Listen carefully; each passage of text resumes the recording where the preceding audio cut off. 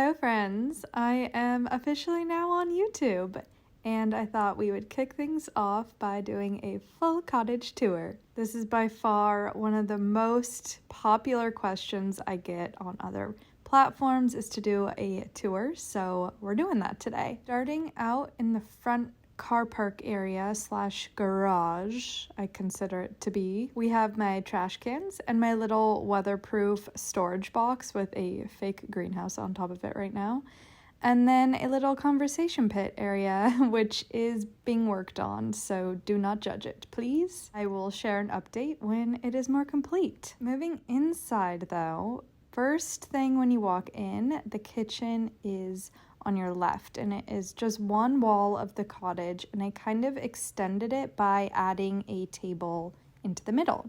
There are a few different nooks, little kitchen sections. Let's start over by the fridge. I believe in a busy fridge is a happy fridge, so cover it with postcards and pictures. Just a cute little way to be reminded of things and people that you love. Next to the fridge, I have my little coffee and tea station, which I really love. It kind of took me a while to figure out how I wanted to organize this area, but I love where I ended up. And then I have all my mugs and cups and vases right above it, which I think makes sense for this kind of flow. Forgot to cover the cupboards above the fridge, so moving back over to that area. It is kind of hard for me to reach this area, so I do have a kitchen stool that I use all the time, but yeah, this is where I keep more harder to reach things that I don't use all the time, like extra linens and napkins and placemats and items like that. Okay, moving onwards. Above my sink, I have my plates and bowls and dishware items like that, which I have collected over the years. My mom used to be a ceramicist, so some of this is hers. I've made some of it is thrifted, some of it is family heirlooms. It's just a huge collection of items. And moving over to the next cabinet, this is my mini pantry. And believe me, I know it would not work for everybody. This lifestyle is not for everyone, but for me it works, and this is where I keep all my food. Well, there and the fridge and the freezer. But yeah, it's a very small little pantry item, so I don't buy in bulk, and I just buy what I need as I need it. And above the stove, more storage area. It's kind of a little not very organized up there. And I also keep pots and pans inside the stove. I don't bake too often, so I'm not really worried about starting the oven with items inside of it, but when I do bake, I always take things out of the oven. And this is just where I store all those other kitchen items. It works for me. Again, it's not gonna work for everyone. All of the little spoons and dishes and everything you see here have been collected over time. Either I've made them. Oh, please ignore these holes in the wall. My landlord was doing some work on the wall and he hasn't painted over it yet. Anyway, like I was saying, everything you see has really been collected over a long period of time, and I think that is what makes a space special when it's worked on over a long period of time and you're collecting things that you truly love and that you're going to use really happily. Pointing out, this is why these curtains are usually drawn, because they're sheer enough where you can see outside, but they do cover all the trash cans. And they are magnetic, so check if your doors are magnetic. You might be able to add a little curtain rod there. This is the table that I thrifted for kitchen prep and also dining. I added a little extender bar and a little piece of fabric to kind of cover up the baskets.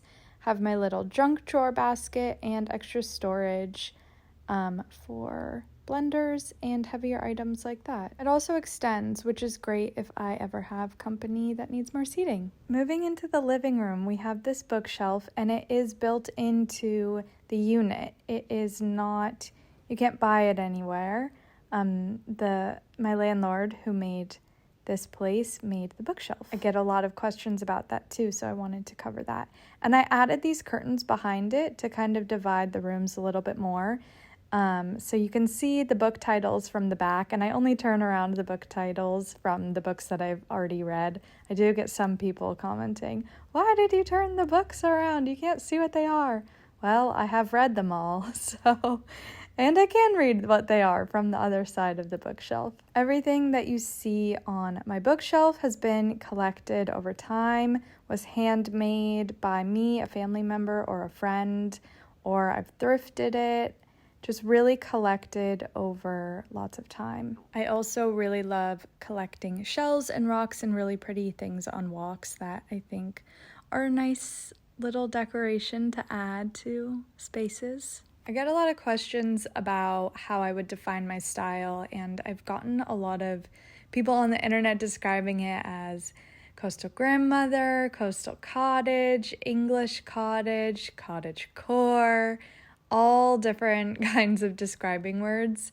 I personally think it's a mix of like shabby chic and coastal cottage, but it's changing all the time, and I think there's beauty in that. Coffee table was thrifted and I restored it. It had really harsh varnish on it, as well as my couch was thrifted, and it wasn't really my vibe, but I loved the shape of it. The bones of it were great, so I got it anyway, and it was $65, and I really needed a couch. And I just covered it with linens and preserved the pattern for whoever wants to own it next if they want that pattern. If you want to know how I covered the couch with linens, I do have a blog post diving into that on my website. Out into the garden, we have some veggie starts that I grew from seed, and it's been really fun to explore having a garden. This is my first ever garden since like my childhood garden, and it's been fun experimenting heading into the spring with what is going to grow here, what the bugs love, how to prevent the bugs from eating everything, and just having fun with it. A lot of these flowers were planted before I got here, as well as the olive tree, but I brought in these barrels that you see on the deck and all the herbs. Heading back inside, we'll do the bathroom next.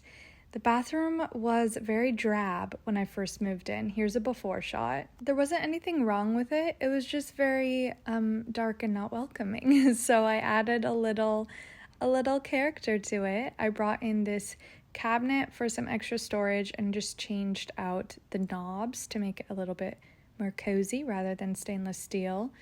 I also put some wallpaper over the vanity to kind of bring some warmth into it.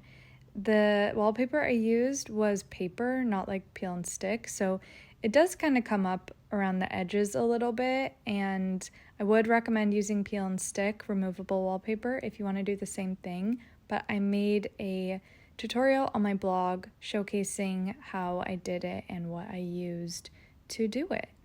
And that is kind of the little bathroom. Nothing too crazy, but it works. Moving over to the bedroom area, figuring out storage in here was a fun little challenge.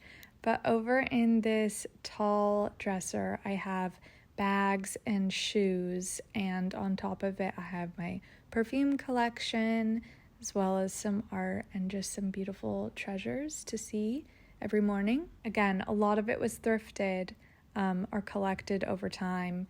But if anything is available for people to buy, I do have things linked in my ShopMy. I use ShopMy instead of LTK because it allows you to link out to any website, not just the websites that LTK partners with.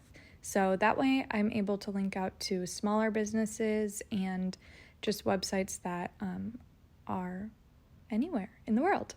Over on this side of my bed, the artwork up on the right side, I painted, and I do sell prints on my website if you're interested. I thrifted the nightstand and I just changed out the knobs once again to make it a little more suited to my style. And then the armoire I thrifted as well, and it is a beautiful vintage piece.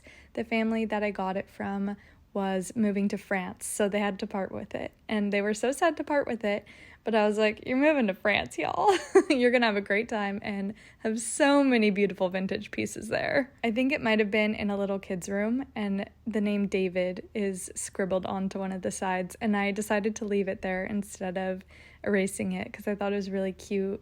Homage to the family who had it before me. This is the closet space in the bedroom, and it came with this dresser before I moved in, and I just left it because it's great for workout clothes and other items like that. And then I have my luggage and winter coats and just some random items shoved into the closet. But that's pretty much it. The whole place is a little bit under 500 square feet, and I love it. I want to stay here for a while. I haven't felt like that about a place in a long time, so I'm really happy that I finally feel that way about this space.